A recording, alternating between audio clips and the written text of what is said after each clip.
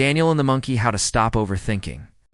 Have you ever tried to stop thinking about something, only to find yourself thinking about it even more? Have you ever worried so much about the future that you forgot to enjoy the present? Sometimes the more we fight our thoughts, the stronger they become. Today's story teaches us an important lesson about overthinking, anxiety, and living in the present moment. It also includes several useful English expressions that you can use in everyday conversations. So, stay with us until the end. Today's story is called Daniel and the Monkey.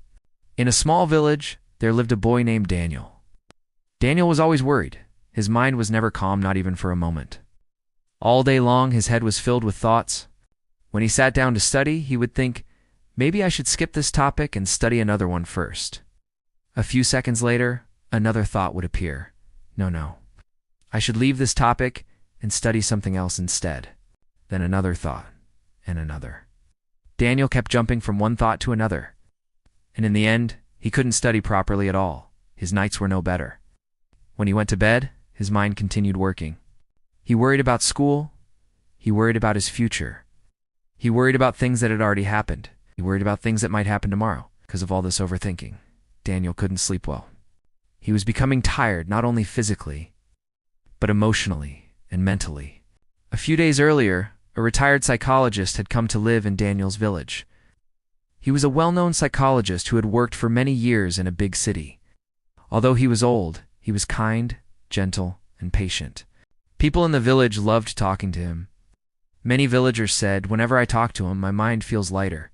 One day, Daniel was walking down the road, completely lost in his thoughts. Suddenly, he noticed the old psychologist sitting alone. Daniel hesitated for a moment. Then he gathered his courage and walked over to him. The old man smiled and asked, "How are you doing, my son?" Those simple words touched Daniel. It was as if they opened a door inside him. Daniel sat down and told the old man everything.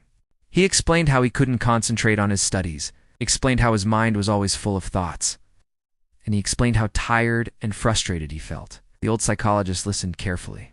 He didn't interrupt, simply listened. After a short silence, he said, "Daniel, I'm not going to give you a magic medicine or a quick shortcut, but I can give you a small mental exercise." Daniel became curious. "What exercise is that, sir?" The old man smiled. The old psychologist said, "Tonight, sit quietly and close your eyes." Daniel nodded. Then the old man added, "But there is one condition." Daniel asked, "What condition?" The old man said, "While you are sitting there, you must not think about a monkey." Daniel looked surprised. "A monkey?" The old man nodded. Daniel laughed. "Sir, why would I think about a monkey? I have nothing to do with monkeys." The old man smiled. "Exactly. There is no reason for you to think about one." Then he said, "Just try your best. Don't think about a monkey." Daniel went home that evening feeling hopeful. That night he sat quietly. He closed his eyes. He took a deep breath, and then a sentence appeared in his mind. "Don't think about a monkey." And suddenly, he saw a monkey in his imagination. Then another. Then another. One monkey was jumping. Another was running. Another was making strange noises. The more Daniel tried not to think about monkeys, the more monkeys appeared. He tried harder, but that only made things worse. Soon, his mind was filled with monkeys. Finally, Daniel opened his eyes. He was frustrated. The next day, Daniel tried again. He closed his eyes, and immediately, monkey. He tried to push the thought away, but it came back. He tried harder, and it came back even stronger. Before this exercise, Daniel had rarely thought about monkeys. Now, it felt like monkeys had taken over his mind. Finally, Daniel became annoyed. He went back to the psychologist. He said, "Sir, what did you do to me? I never used to think about monkeys. Now they won't leave my mind." The old psychologist smiled. Then he said, "Daniel, this is exactly what I wanted you to discover." Daniel listened carefully. The psychologist continued, "The more you try to force a thought to disappear, the stronger it can become.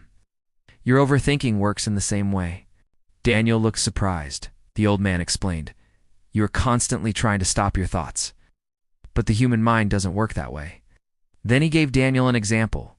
Thoughts are like a spring. The more you press a spring down, the harder it can jump back. Daniel slowly began to understand. Daniel asked. So, what should I do when a thought comes?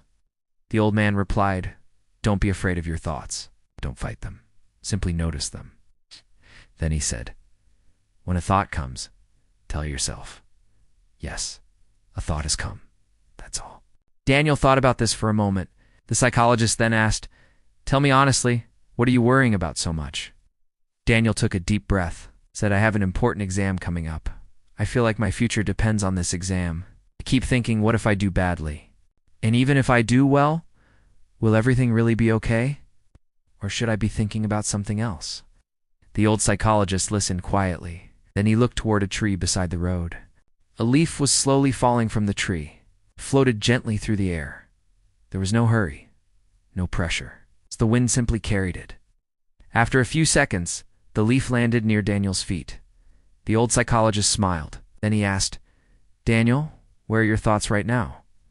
Daniel was surprised. He stopped for a moment. He looked at the leaf. He listened to the wind, looked at the tree, and suddenly, he realized something. For those few seconds, he wasn't thinking about his exam. He wasn't thinking about his future. He wasn't worrying about yesterday.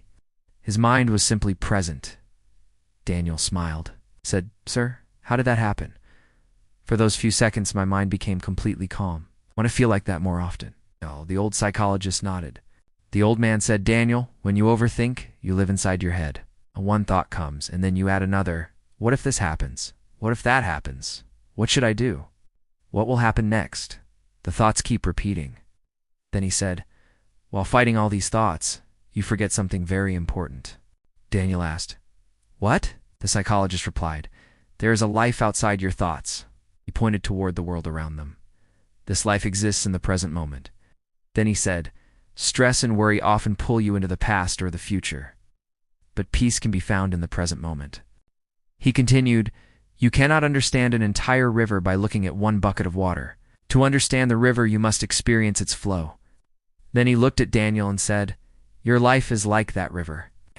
Your thoughts are like one bucket of water. You are trying to understand your entire life using only your thoughts. But life is understood through experience, not endless thinking.